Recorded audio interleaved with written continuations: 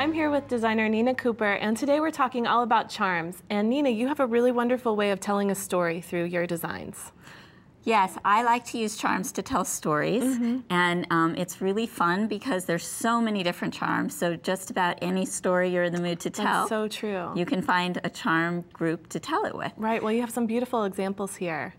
So this first example is a woodland story, and it was really fun. I got all the different creatures and growing things from a forest. So we have birds and acorns, flowers, and we also drew in other elements like the gemstones, and I've got even the leather that I used for the cord has a bark tone to it, yes, so it I love reinforces the whole forest theme. There's a lot of things going on in this piece, and one of the things I like to do is create frames, so placing a charm inside a larger link helps create a space. So this bird looks like it's flying through the sky because it has a frame. The other thing that's really fun to do is you can use open spaces like I did here with the tree to hang more dangles. Oh, so you're using it more as a connector. Exactly, and create a richer environment. And I love all the different layers. You have so many different textures going on here. It really does feel like a forest. Right, and that's an important element to bring the texture of the branch and the bird wings.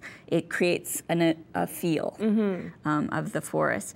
Definitely. One of the other really fun things to do then, once you create a statement piece like this, you can pull out little elements and create either simple pendants when you're... Earrings. And earrings, exactly. So I have 3 different earrings here, from very, very simple to more going out at night. Sure. And it's fun because sometimes you might wear the earrings without the necklace, but you're never going to wear a necklace without earrings. Well, that's a really good point. And so this way you have 3 different earrings that match your big statement, dramatic piece. Exactly. I love that idea. And so it gives you a lot of wardrobe options. Yeah, it really does. And then you can also pull out little tiny pieces to create more of a conventional charm bracelet. And I also use the gemstones as charms here by wire wrapping them on a head pin. Yeah, so whether you wear these all together or separately, the earrings, the bracelet, the necklace, they're all telling that same woodland story. Exactly. And you can customize it however definitely. you want and for your mood. So and even the colors, they all just work really well together. And while we're talking about color, this necklace is a lovely example of mixing some different colors. Exactly. I'm a really big fan of mixed metals. I think that the gold and silver really complement each other, and some people think that's a no-no, but I love it. We like to break the rules too. Yeah, it's fun to break the rules. This necklace also demonstrates some other powerful techniques. One is just the repetition of shape and varying the size. Oh, and you can see the same leaf on your bracelet here. Exactly. Oh, that's another great way to use something like that. So on the bracelet, we have the front and the back. So you're using a charm as a connector here again. Oh, right, yeah. Which also I've done in the bracelet on the bottom. Oh yeah, using it as a link. So you actually wire wrapping right here instead of... Wire wrapping directly to the charm. I clipped off the jump rings on this one. And then finally, using the frame technique. Like on the earrings here? Exactly. You can put any charm in the middle of the frame and it sets it off just like you'd frame a picture. Oh, that's so true. And it's amazing what a big difference it makes. Yeah, that really does highlight it. And this piece is just gorgeous too. I love this necklace. It really, you can tell that all these winged things are taking flight here. Yes, the story there is a summer field, and the birds and the butterflies are flying through the field, and the chain creates that airy sense of space. You're right, it is a more whimsical or ethereal kind of feeling. Exactly. And what about this steampunk necklace that you have here? Okay. About the way you combine the charms, the gears.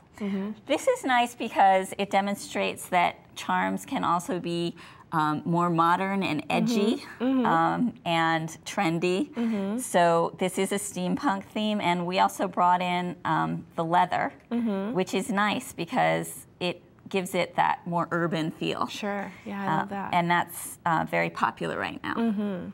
And on the last piece that you have over here, it seems like you've combine the charms more as links again, but it's in a totally different way than the leaf necklace that we saw. Exactly. So these are lotus charms, but instead of focusing on the story of the lotus, I more focused on the shape and clustered them together to create a dramatic look. And the little rubies on the bottom really bring that out.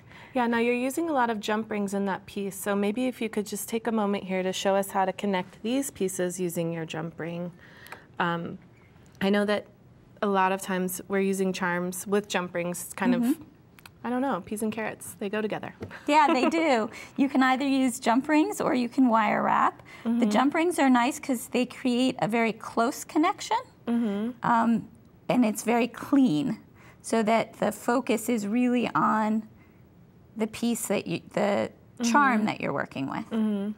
So, and even this branch is telling the story along with your charms. Exactly. So ideally, every element that you're using in your piece is part of telling the story. So I've slipped them both on, and you want to be really careful that all of your elements are facing the right direction. Oh, right. Jump rings are pretty forgiving because you can open them up again if you make a mistake. Oh, yeah. And then you just put them back together. So when you're ready to tell a story, you really need to be thinking about the charm, the colors, the connectors, the stringing materials. Every single layer of this can really be a piece of that whole entire story that you're telling with the charms. Exactly, and one final hint is that if you lay everything out ahead of time, you can see how it's going to lie and make adjustments before you do your final connections. That's a great tip. Well, thank you so much, Nina. Thank you for having me. We'll be right back.